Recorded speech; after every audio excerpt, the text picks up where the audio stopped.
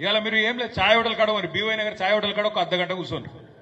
ఎన్ని తిట్లు అంటే అమ్మతోటి చెప్తున్నా, నేను ఎప్పుడు ఒక ముఖ్యమంత్రిని ఇన్ని తిట్లు ప్రజలు తిట్టంగా నేనే తినలేదు. ఇప్పుడు మనం కూడా 10 ఏళ్ళు ఉన్నాం ప్రభుత్వంలో, కానీ తిట్టుడు అంటే భయం కూడా పడతలేరు. ఇంకా మన కార్యకర్తలన్న వాళ్ళొకరు వీళ్ళొకరు అన్నా కేసు పెడతాండ్రే, మా వాడు ఉన్నాడు అబ్బాడు అని లేడు వాడు, వాడు అప్పుడప్పుడు చెప్తాడు అన్నా కేసులు పెడుతుర్రు ఇదైతుంది అదైతుంది. నేను అంటి మాత్రం అరే కేసులు పెడితేనే లీడర్లు అవుతారా, నువ్వు భయపడకరా అని నేను చెప్తున్నా. కేసులు పెడుతుర్రు అంటే మనల్ని పెద్దోళ్ళని చేస్తున్నట్టు రా వాళ్ళు, నీకు అర్థమైతే లేదు.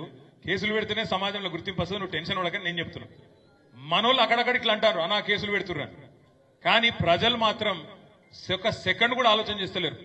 ఎవరన్నా పోయి గొట్టం పెట్టిర్రు అనుకో, అమ్మా ఎట్లుందమ్మా పరిపాలన అంటే ఇక మీకు చెప్పవలసిన నా నోటెమ్మడగా అట్లా రాదు.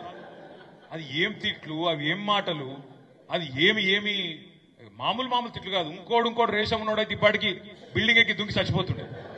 రేవంత్ రెడ్డి కాబట్టి ఇక నడుతుంది దుకాణం, కానీ రేషం ఉన్నోడు ఎవడైనా చచ్చిపోతుంది ఈ పార్టీ. అంటే అంత గలీజ్గా ఏడవైన 6 గ్యారెంటీలు, తులం బంగారం ఏడవైంది, ఫ్రీ బస్ ఒకటేనా, ఆ ఫ్రీ బస్ కూడా ఏమందామని తిడుతుంటే